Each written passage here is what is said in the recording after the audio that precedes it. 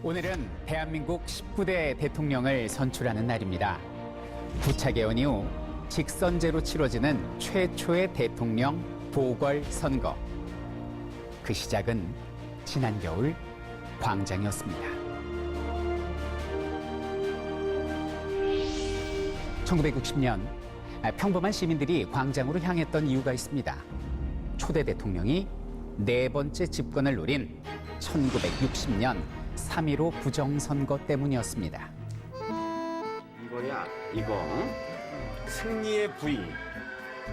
지금은 투표소 한 칸에 한 분씩 들어가서 투표를 하지 않습니까? 그런데 그때는 이 유권자 세 분을 한 조로 짭니다. 세 명 중 한 명은 일명 조장이에요.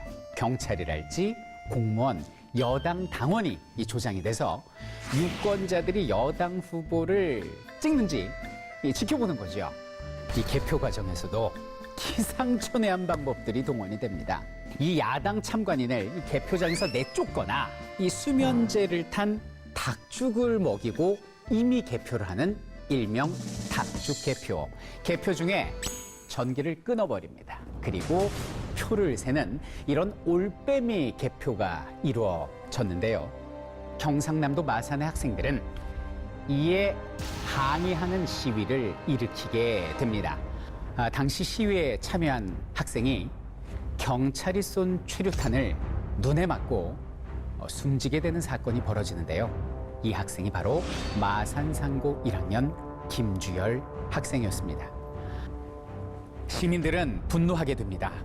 4월 19일 서울, 부산, 광주 등지에서 남녀노소를 가리지 않고 수십만 명의 시민이 참여한 4.19 혁명이 벌어지게 됩니다. 결국 부정선거에서 당선된 대통령은 스스로 자리에서 물러나는 운명을 맞이하게 됩니다.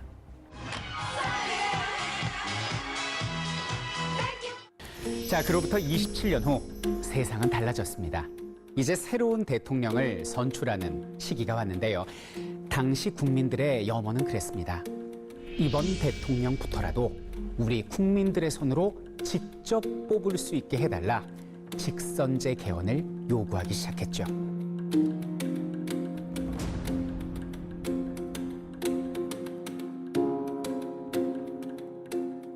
그 당시 정부는 기존의 헌법을 수호하겠다는 4.13 호헌 조치를 내세우며 개헌이 불가능하다고 판단하고 현행 헌법에 따라 그러던 중 서울대 박종철 학생이 고문으로 사망하는 사건이 국민들에게 알려지게 되고 경찰이 쏜 최루탄을 맞고 연세대학교 이한열 학생 또한 위독한 상태에 빠지게 됩니다.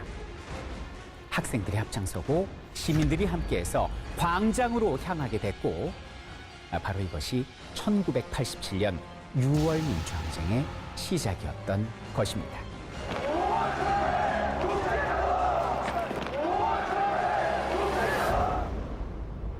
전국 각지에서 수백만 명의 시민이 참여하며 정점에 이르게 됩니다. 마침내 집권 여당의 노태우 대통령 후보는 국민들의 의견을 수용하겠다는 6.29 선언을 발표하게 되고 그때부터 국민들이 직접 투표로서 대통령을 뽑는 새로운 개헌이 이루어지게 되는 것입니다.